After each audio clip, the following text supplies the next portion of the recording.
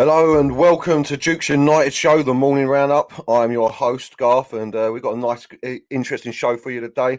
We're going to start off with yesterday's big news, the Europa League playoffs, obviously, Manchester United versus Barcelona. I know there's disappointment among a lot of people about this. I was at the time, but in the cold, harsh light of the next day forward, I'm actually excited to take on the big boys of Europe again at Old Trafford. Always going to be a massive game, always going to be a great night out for everyone there. So, yeah, 16th of February away and then 23rd at home. I think with our squad at full strength, we've got a great chance. We really have. I don't think we should be scared of Barcelona. Listen, they're one of the two teams we didn't want out of that draw, along with Juventus. But as Ten Hag said before the draw was made, we've got to beat these big teams along the way. And I think it's a great opportunity to mark the card that we're ready to take on like big teams in Europe once again, that we're back as Manchester United. So I'm not devastated by it at all. As long as we've got a fit squad, a healthy team, I think we can take it to them. And as long as we can get a decent result away from home, that's always the best thing. We're at home for the second legs, and hopefully we get the away goal and see how it goes from there. But yeah, I'm not disappointed. I know a lot of people are, but I'm really, really not disappointed. So moving into the game against Villa, we're going to get into a few of Ten Hag's comments now. No, King Eric versus the regular. Yeah. To be fair, I know Nath wanted a bit of Ajax. To be fair, Nath was very to take a Ten Hag home and beat up Ajax, but I was easy about it. I knew it'd be Barcelona. We all did, didn't we? You fear it at the time, and as soon as you saw that they were going to be there, they were talking about it weeks before it was even guaranteed we were going to be in the playoffs, wasn't it? You know, I mean, before the Sociedad game, it was always about Juventus or Barcelona. So maybe we manifested it ourselves. But like I say, I'm not that disappointed. If we can beat them, then the only way, you know, I mean, who else can stop us after that? So it should be a test and one that I think we should be ready for. So yeah, into the 10, obviously a disappointing performance against Villa. I'm going to get into my own personal opinions on a few more bits and pieces that went wrong for us, but really poor game all round. Obviously, the new manager bounce is always going to happen. But I want to get into a couple of his points. First of all, he said, we lost the game at the start of the first half, start of the second half. That's not acceptable. You have to be ready for the game. We were not. We have to be more sharp. And that is the first point I want to make. We were sluggish, it felt like to me. Very, very sluggish against Villa. Players, I'm not going to dig Donny out too much, but Van der Beek definitely needs more minutes under his belt before he can be starting games like this. He looks so far off the pace. It was unbelievable.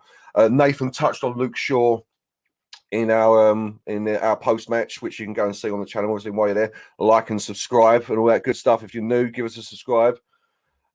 Jasper Lewis, what we got here? What is his team possible? Now, I agree. This is just quickly back on that. I agree. It would have been better for us to get, I believe, what was it, Salzburg or someone, but at least after Barcelona, we shouldn't be scared of anyone if we can beat them. You know what I mean? But you're back to the sluggish in the post match that you can see on our channel. Nathan mentioned Luke Shaw looked sluggish.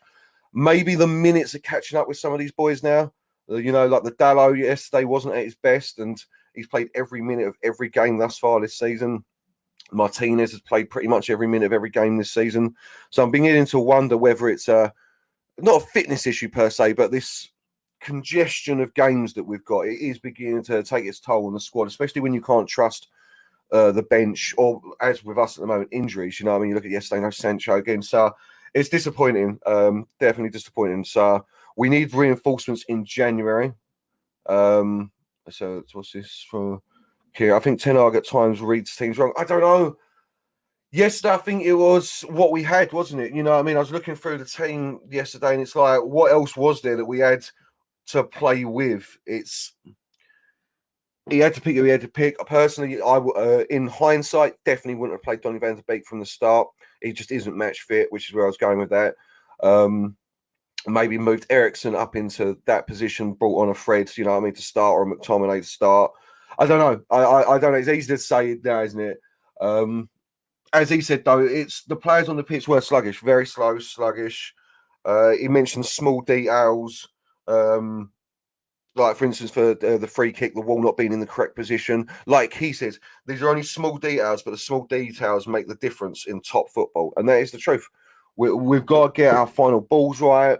We've got to get our decision making on the pitch for our final third play better as well. Too often I'm seeing loose passes, running into blind alleys, slowing the ball down when it should be quick, making the quick pass when we should be slowing the ball down, etc., etc. You know, it will come. It will come. I think yesterday was an aberration. I don't think we need to get too worried. We've been on a great run recently. Obviously, I've already said new manager bounce. Villa, not the easiest team in the world.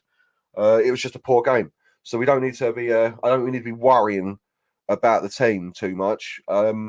Especially once we get a few of our players back to full fitness. But it was just poor. Yes, poor on Sunday.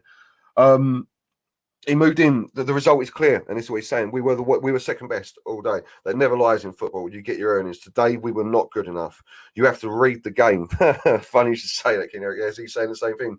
You have to get the right organisation and not concede 2 goals. That was totally unnecessary because then you have to stay together, compact, and win your battles. We didn't do this. Again, this is what I'm saying. We didn't win our battles on the pitch. Our individual battles, we were weak. It was a disjointed performance. And for me, the reason I'm going to say it's disjointed performance is we truly missed Bruno and Varane. Varane definitely, but mainly Bruno for me, yes, on Sunday. I think his absence demonstrated what he brings to the team, which is energy, high output, offering himself for the ball in like all over the pitch. And we truly missed that on Sunday. I'm going to keep saying yesterday, so you have to forgive me.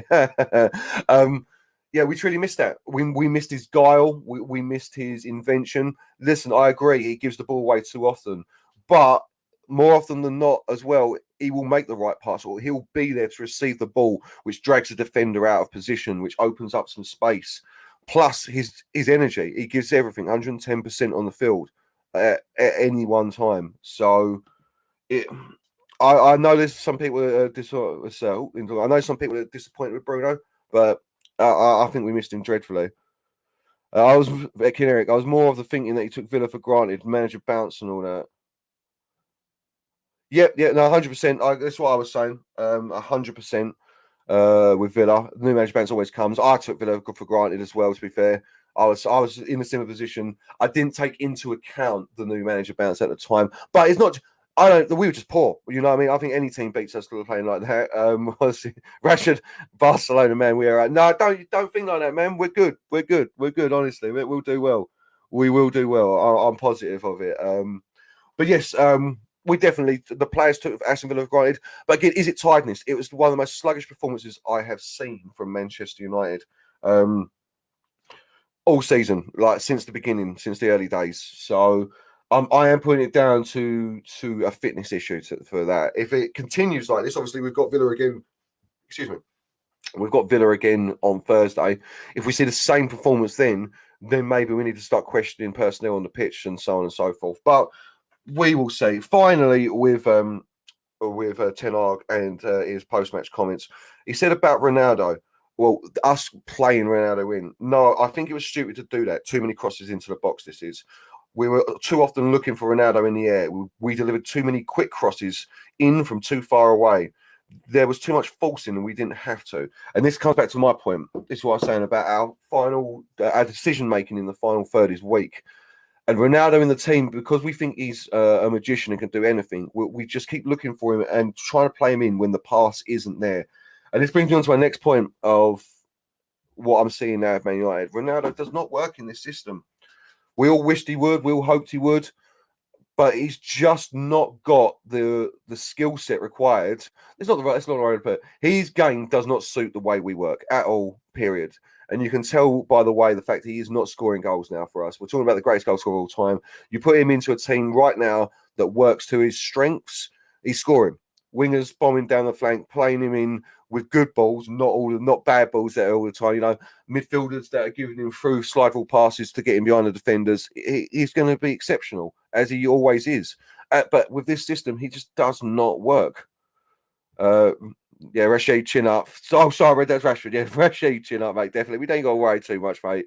And we badly need a forward and set piece taker. So yes, I was going with Ronaldo, 100% Rashid.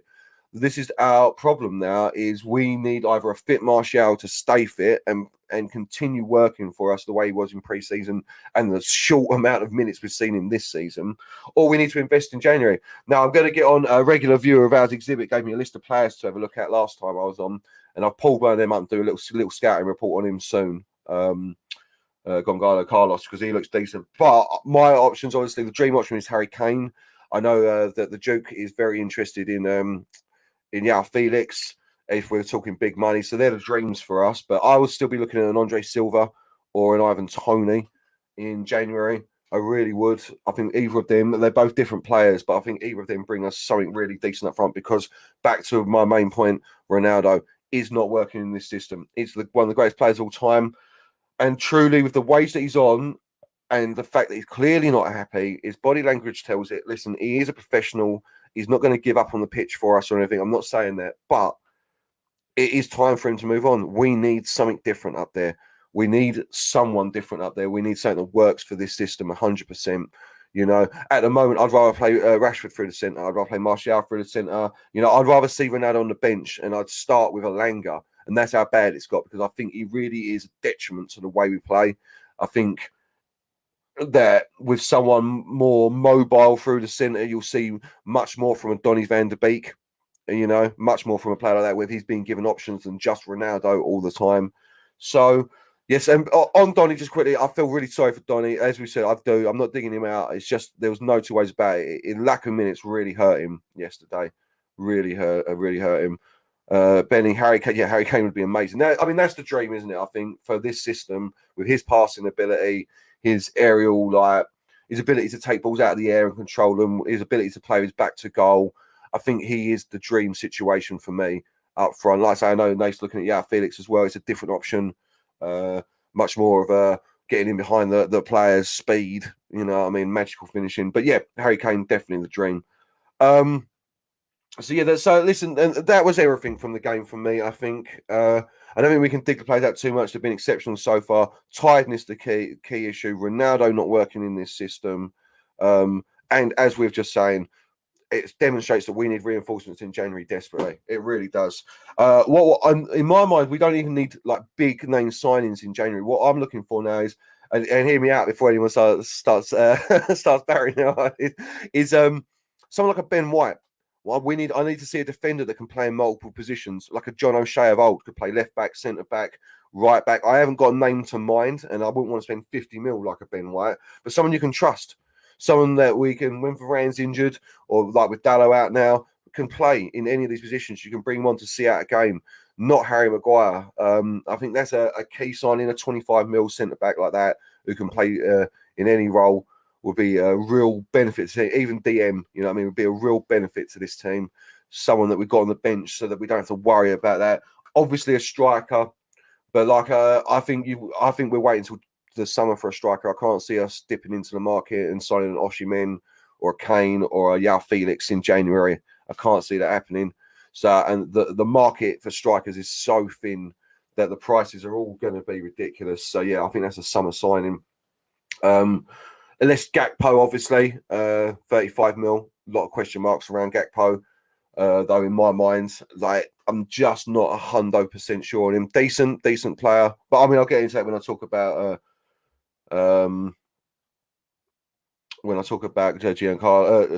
Carlos. Kane will be at Spurs until he's 90, even then he'll sign a 1-year extension, probably. And you can't fault the man for it. It's fair enough. I think. Even the whole team was King Eric. The whole team was. Like I said, I'm sure you can go and have a look at our Nathan's post-match ratings on our channel. While you're there, like and subscribe, everyone. If you're new, subscribe. If you're not, just like, share it around with some people. You know what I mean? Put it up on your Twitter page. Let people know what you're watching. But everyone was poor King Eric. I think Martinez was probably one of the better of everyone on the pitch, but it was still a 6 or a 5 if I was given a match rating. So it wasn't a great performance from anyone at all.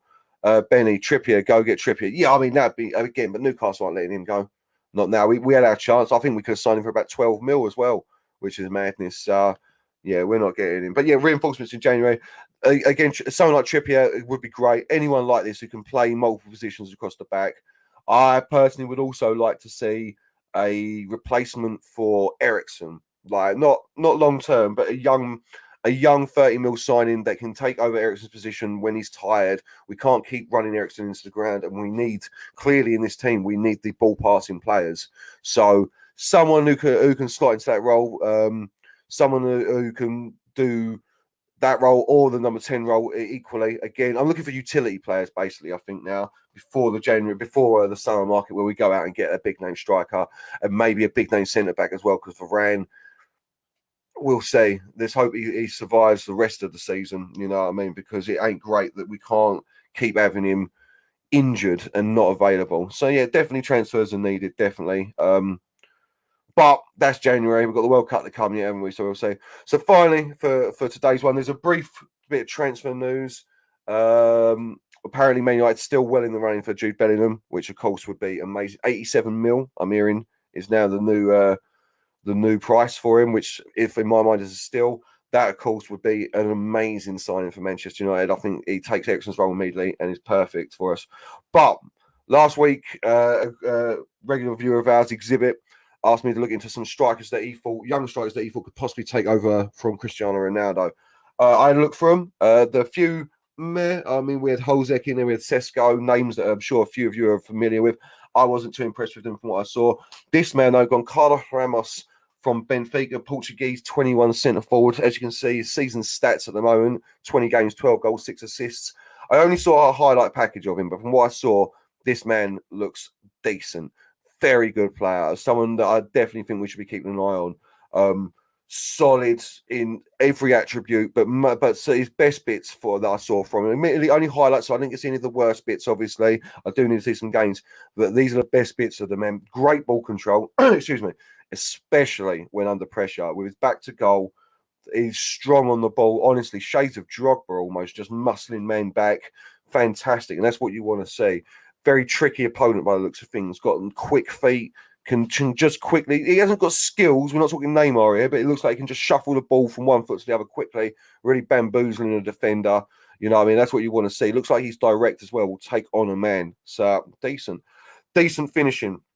Again, only the highlight packages, so I haven't seen any of his misses yet. But from what I saw, very good, calm, collective. Definitely one like. Clinical would be the word I've seen so far. Puts it where it needs to go, which is in the owner bag. And finally, the best bit I liked about him, what I saw, was his ability to stretch the defenses. That in the highlights that I saw, the way that he draws one or two men to him almost, because of the fact that as he takes his defeat, he can go left, he can go right. It looks like he can use both feet. Really good player. So yeah, when Exhibit sees that, that's the man I would go for, Exhibit, out of them all. Very, very good player. Great shouts on some of the other ones. But yeah, that's definitely the one for me. So yeah, so that's everything for today. There's what's this, King Eric finally? Amir, mate. Like, I luckily put him in my dream team because I just had enough money for him. A few points left over the other day. So I got him in my team last week and he's been smashing it 100%. But again, I mean, I think they paid 40 odd mil for him, didn't they, at the time? Newcastle. It wasn't a cheap signing. So yeah, it'd be a lot of money if you're thinking maybe Man United should sign him. Oh, the Duke's in, Nason, Gary Neville, I'm guessing that. Great point. Our front three is probably worst of the top six. Yeah, it probably is when you really think about it. I mean, on paper, maybe not, but in actual on the field displays, definitely it is. We haven't scored many this season with Slummy. What's that? It's 18 league goals we've only scored. Anthony's not setting the world alight. Sancho isn't. Rashford isn't. Martial, when he's fit, is rarely. So yeah, I can see Garnacho is probably the only exciting spark we've got, and it really is, isn't it, at the moment in that front line when you really think about it. But this is what I mean. We need to get reinforcements in there, and that's why for me it's Tony. I think that's the if you're talking January, so we're certainly back round that. But yeah, if we're talking January, it has to be. We're not getting an Osimhen, we're not getting a Harry Kane. We're not getting any of these big name signings in January, so it has to be someone a little bit smaller. So maybe Carlos, like we were just talking about. I mean, I'm presuming I can't see him costing too much. It's not Carlos Ramos, sorry, Giancarlo Ramos. I can't see him costing too much, 40 mil. But again, it's a youngster. It's a catch-22. It really is. We're in a predicament come January. We really are. So, Jasper Lewis and Miriam's on a purple patch, but it won't last. Yeah. I don't know. Because he's been slowly bubbling along, Almira. Like last year, he was doing a little bits here and there, and now he's doing really well. So I hope for him, because I respect Newcastle. I won't lie, and I respect their fans. I hope for him that it isn't just a purple patch and he continues. I think the Duke agrees, though. I agree, it's not bad, but can't see him consistently doing it. Fair enough. I hope not. Yeah, Neville stated, yeah, well, stating the bloody obvious as usual. I don't know because I think if you don't watch Man United week in, week out, to be fair, King Eric, I'll give Dick Gary with you. If you don't watch them week in, week out, and you were to just look, I mean, you think about it, we've got Jadon Sancho, we've got Marcus Rashford, we've got Cristiano Ronaldo, we've got Anthony, we just spent 100 mil on. You know, we've got the youngster Garnacho, we've got the youngster Ahmed's on loan. You know, we've got Elanga, Martial. On paper, you should be able to get a decent front three out of that. It's just the eye test, just seeing it. When you're watching it every week, you can see that something ain't right. There's a piece of the jigsaw missing. There definitely is. When everyone's fit and all together, it just about works. But we're one of them teams now. The moment we're down a player or two, it all falls apart. So, Jasper, Chelsea have a poor front three. Yeah, but it works for them, doesn't it? They're an industrious side, so I can see how that is. I mean, I reckon that'll change as well come January. I'm sure there will. And to be fair, with Aubameyang in there now as well, I'm not sure. Decent in my opinion, decent. That's the only front three I wouldn't take. Chelsea. I mean, I'd take Aubameyang right now, honestly, mate. I'd take Aubameyang in a heartbeat. Yeah, Chelsea at pence. Again, Arsenal, City, Liverpool, Spurs are better. Yeah, but they've been built up over time. When you think like you think about Arsenal's, I mean, Jesus is the final piece in a jigsaw that's been working, that have been building up since Arteta's got there. City are City, and Haaland's a disgrace, but they've just got great players. Liverpool again, you know, Diaz. They've replaced bits over time. I mean, they are struggling without Mane, though. It has to be said, but still, Jota, Diaz, Salah. For me, like they've built it up over time. And Spurs, I mean, they're just lucky that they've had, because their front line, I mean, I can never pronounce it. The Swedish fella is decent, but it's only Son and Kane really, and they're just amazing players, aren't they? They should be in a bigger team. No offense to Spurs, they should be winning trophies. So, yeah. So I know what people are saying, but we're new. You know, our front line's been built over time. We're rubbish. And Rashford's been poor for a couple of years. Martial's injured. We're hoping Ronaldo was going to have the magic effect. He hasn't this year. So yeah, City, then Arsenal. Yeah, I'd definitely take City's first. I'd probably take Spurs next. I'd take Son and Kane all day, every week.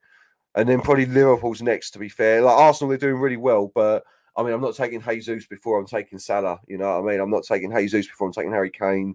I'm not taking Jesus before I'm taking Haaland. So, yeah. We've got Mohammed. Good evening. Afternoon, everyone. Good afternoon. King Eric, I hate Arsenal. I do not. I have a healthy respect for Arsenal. It has to be said. Has to be said. So, what we got here? 100% Ronaldo's not going to work in our system. We're not the finished article. He needs to go to a team that has everything but striker. 100%, 100%. Like he'd be scoring bit. He wouldn't be doing as much as Haaland's doing at Man City, but he'd be on 12 goals, 10 goals now if he was playing in the Man City team. And this is what I'm saying. David Wright, morning, David. Matt, what we got here? Mohammed.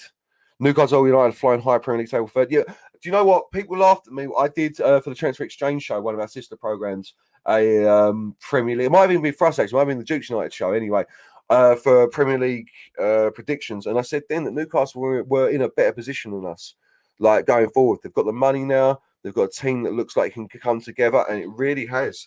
January is going to be very interesting for them. If they go out and get some key players, they could really push and like cement that third. I think that Man City and Arsenal are taking first and second, but I think Newcastle could cement that third spot, that 100% if they do well in the January transfer market. King Eric, Jesus not scoring, to be fair. No, but his general gameplay is magnificent.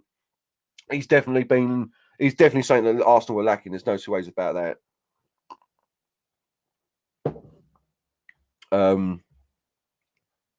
Yeah, there you go, Steve. Dave, I agree. Dave may not score in Jesus, but he's an unbelievable player. He's definitely. I think we can get a little hyperbolic with him. I think he's good. He's very, very good. But I mean, I don't think he's a 20 goal a season man, and I stick by that. I could be wrong, but I think that's his top end. You know what I mean? But decent, that's great in the Premier League. Yeah, exactly. Jesus playing well though. Maguire's here. Go on, Harry. You're doing well, mate. Yeah, get on that beach, Harry. Right, well, that is it for me today. It's been a great show. Thanks to everyone in the chat for keeping me going. Like I said, if you're new here, make sure you subscribe. Make sure you come find us on Twitter. It's just at Dukes United Show. Very easy to find. My Twitter at Garth Lewis. You can find. Or you'll find all of our regular commenters and contributors there as well at Dukes United shows to come. Make sure you like and subscribe on the YouTube channel. Share it with a few friends if you can. Like I say, get the algorithm up. Leave us a comment as well. So, yeah, thanks everyone. Peace out. And I hope you have a great Tuesday.